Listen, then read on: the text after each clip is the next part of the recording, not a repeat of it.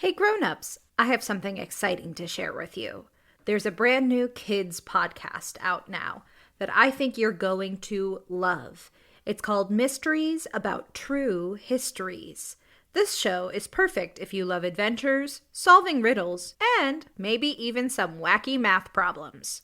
But I need a little help from some new friends to tell you more. Max and Molly, take it away. From the creators of Who Smarted, Starglow Media, comes a brand new podcast called Mysteries About True Histories. Does that sound serious enough? Max, we only have 30 seconds for this promo. Just tell them how your mysterious aunt recruited us into a secret order of problem solvers who travel time and have epic adventures. I don't have to. You just did. Catch new episodes of Mysteries About True Histories every Thursday on Apple Podcasts or wherever you listen to podcasts. Hey, Tailblazers, I'm Rebecca Cunningham, and this is Girl Tales, a kids' podcast of feminist stories for a new generation. We have a special episode for you today from our friends over at Newsy Pooloozi, the news pod for smart kids and curious adults. To hear more of their episodes, just search for Newsy Pooloozi, that's Newsy space Pooloozi, wherever you get your podcasts. Enjoy the episode.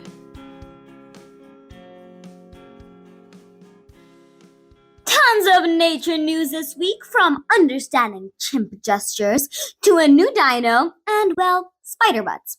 Plus the Chinese Lantern Festival and a treasure hunt. Over here! Hey, listen up! Newsy Pooloozi. Hello and welcome to the world of Newsy Pooloozi, the only world news podcast for curious kids and adults. I'm your host, Leela Shiv Shankar Prikam, and as ever, I'm joined by the Big Story Explainer and my sound effects finder, otherwise known as my mama. Hi, y'all. I'm Lindy Prickett. What a packed week it is for nature stories this week. From the new ducky dinosaur discovered, to deciphering chimp gestures, and the sea creature that can regrow its butt. Yes, I am not making this stuff up. Plus, Ticketmaster apologizes for its Taylor Swift ticket mess, with U.S. senators unable to resist reciting some Swiftie lyrics. Also, a special report from Taiwan on this year's Lantern Festival. And the hunt is on for treasure in the Netherlands, and not everybody is happy about it. Alrighty then, let's dive on in. First up is the big news story of the week. And the big news this week is actually... It's the call of nature. Get on your safari suit or squeeze into your scuba gear and get ready to hop into a Jeep Or a submarine. Because Mother Nature is calling. Seriously, there's tons of nature news this week. And when she says tons, she's not even talking about the bear caught on camera in Colorado, as if posing for one selfie after another. Oh no, we're not doing that story, though we will have a link to the adorable pictures in our transcript so you can check it out, of course. But we've got the latest research to unveil. Let's start with news about our ancestral cousins. Is that your best chimpanzee? Yeah, pretty good, huh? Okay, or you could sound a little like this. But who cares what they sound like? Well, hold on, we do. We did a story just in September about how chimps use drumming to communicate. Episode 116, in fact. Well, that's true, but guess what? What? Well, there's more understanding about chimpanzees, which come from the forest of Central Africa, are highly intelligent and social animals. And our closest cousins, in fact. Humans share about 98% of the same DNA as chimps. Correct. So I guess it's no wonder that they not only gesture like we do, but according to a new study from the University of St. Andrews in Scotland, humans can pretty easily interpret these gestures too. Mama says as she throws her hands out widely. Well, I can't talk without gestures, it is true. But more importantly, these findings suggest our human language might have evolved from the hand and body signals of chimpanzees. Well, says me with my hands on my hips. You don't say. I do say, says me, wagging my finger. Now, next, last week we had 2 new bits of information about dinosaurs, but there's more. Oh yes, a new species discovered in Germany is thought to have had 400 teeth. What? Yes, with a long mouth that looked more like the beak of a duck. The researchers from the University of Portsmouth think it waddled around small ponds and rock pools in search of food, eating like a duck or a flamingo. The duck dino has a better ring to it than the flamingo dino. True. Though to be clear, this new species is part of the pterosaur family, which were technically flying reptiles rather than dinosaurs. So not dino duck then? Debatable. Now, last but definitely not least.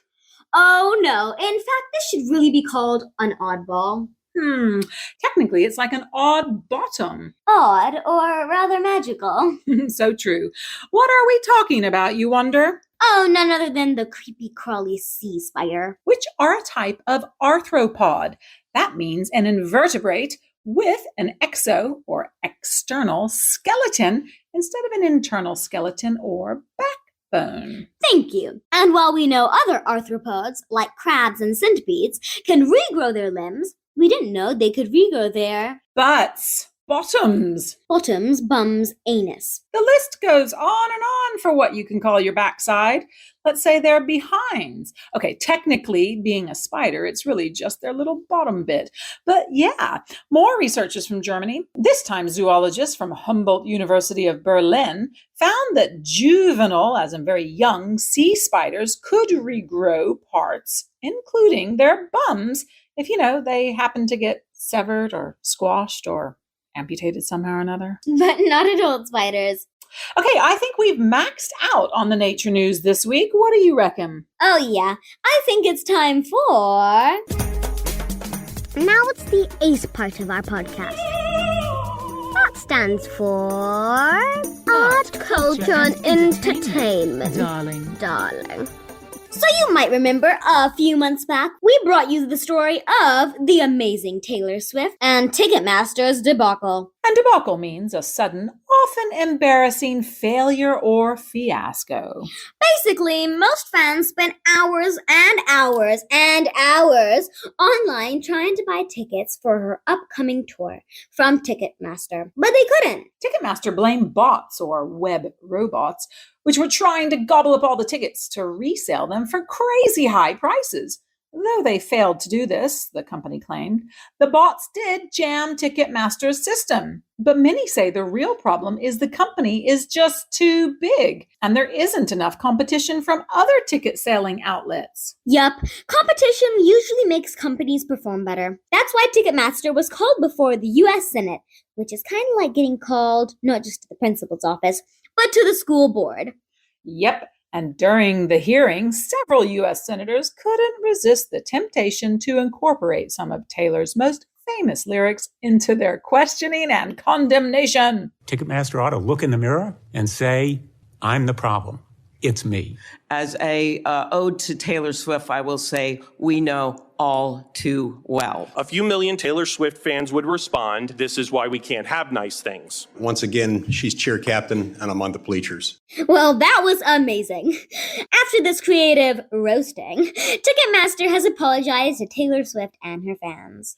We don't know if the hearing will actually help Swifties get tickets, but if the evidence is presented of any anti-competitive practices by Ticketmaster, as in pressuring artists to only use them, well, that could lead to big changes in the live entertainment industry in the U.S. What's that? I'll tell you what. That's the halftime bell, which means it's time to hear what's making news around the rest of the world. Hold on tight. It's Around the World in 80 Seconds. Hold tight!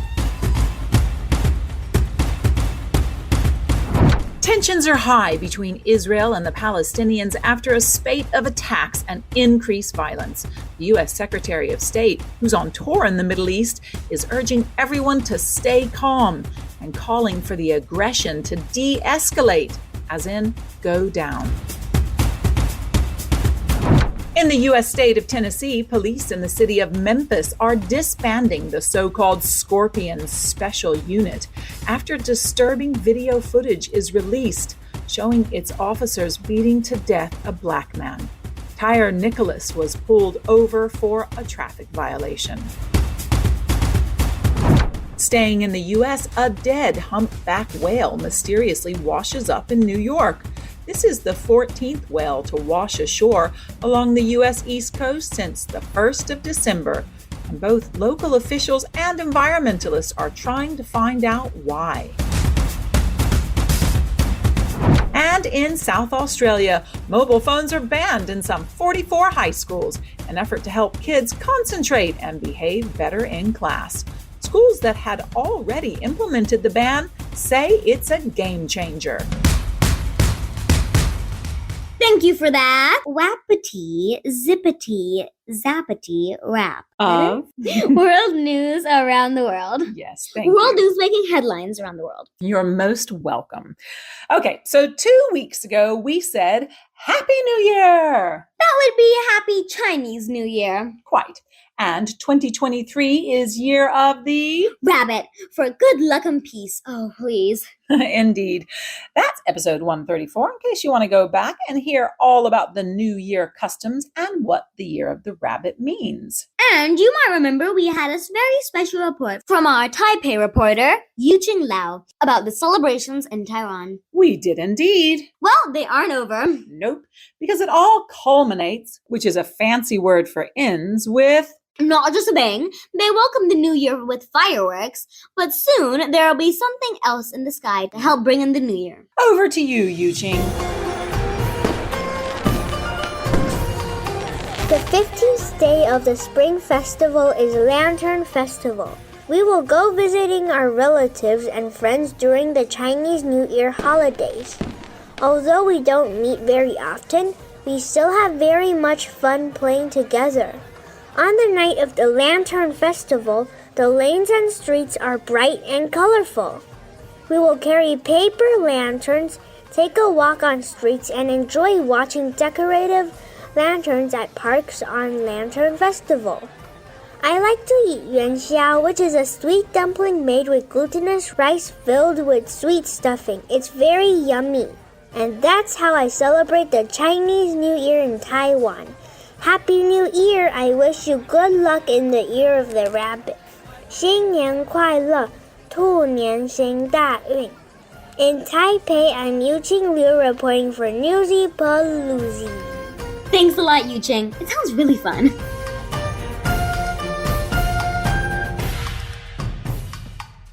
And finally, let's see what the Lucky Dip has in store for us this week. Step right up. Have a go at the Lucky Dip machine. The Lucky Dip machine. What's it going to be today, eh? An oddball, no doubt. An oddball, no doubt. Yes, it's not every day that people are on the hunt for real buried treasure. But it's an odd treasure that not everyone is thrilled about. Cue the music, Mama. Once upon a time, like nearly 80 years ago, the world was at war. That would be World War II. Well, according to the testimony of a German soldier, a bank in the Dutch city of Arnhem was hit by a bomb in August 1944. Well, the contents of an exploded vault sent jewelry, coins, precious gems, and gold watches flying into the air and landing on the rubble. 3 or 4 occupying Nazi soldiers quickly rushed around, pocketing all they could, and then quickly stashing it in the ammunition boxes. You know, where the bullets were supposed to be kept, and bread boxes. Not very secure. Well, it was all they could find. Then, in the last weeks of war, the German invaders were retreating, leaving the Netherlands, and the soldiers decided to bury the treasure near a village called Omer. After the war, a Dutch institute was set up to track down things stolen by the Nazis, and they came across the story. They found one of the soldiers and had him sketch a map. Oh. Well, the institute tried several times to find the buried booty after the war, but no luck. Still, that hasn't stopped treasure hunters, armed with metal detectors and shovels, stomping through the fields of the village after the map was made public earlier in January. Oh, I bet the villagers love all this new attention. No, they don't. Most would like the treasure hunters to go away. Though some people think it's good for people to remember the war, even if it is in pursuit of buried booty.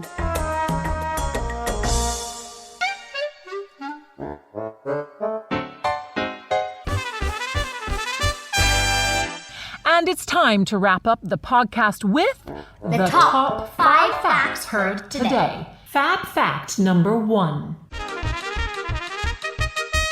A new study from the University of St. Andrews in Scotland shows that humans interpret the gestures of chimpanzees, suggesting humans might have picked up gesturing from chimps. Not surprising, since humans share how much DNA with chimps? 98%. Fab fact number 2. A new species of dinosaur has been found with 400 teeth in a long mouth that looks more like the beak of a duck, even though it belongs to which family that are technically flying reptiles rather than dinosaurs?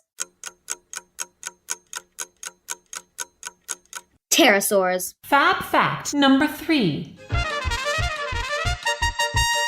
Ticketmaster apologizes to Taylor Swift and her fans after the ticketing debacle for her upcoming tour. What's a debacle?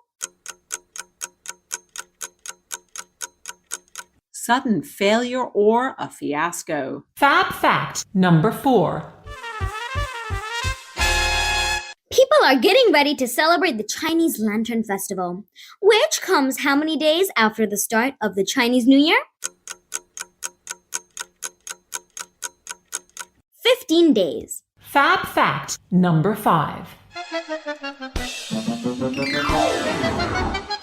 Treasure hunters are descending upon a Dutch village because papers are released to the public about a buried treasure after a bomb landed on a bank, sending coins and jewels into the air during which war? World War II.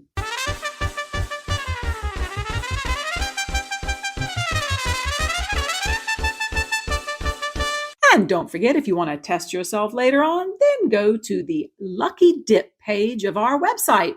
That's newsypooloozi.com. That's pool like a swimming pool. Pooloozi. Then you can take this quiz online in your own time. That's pooloozi.com. That almost brings us to the end of this episode of Newsy Pooloozi. But first... Oh, yes, we are still making our way through your fabulous reviews left on Apple Podcast. First up is Power Ram, who wrote, "Such a great news podcast. We look forward to it every week. Though it's intended for a young audience, and it does a great job explaining tricky topics to them, the adults in my family love it too. My favorite part is hearing the voices of kid correspondents from around the world." And Mama Bear 1893, who wrote, "Fun, entertaining, but most of all, educational podcast to listen to first thing in the morning." Thanks, you guys.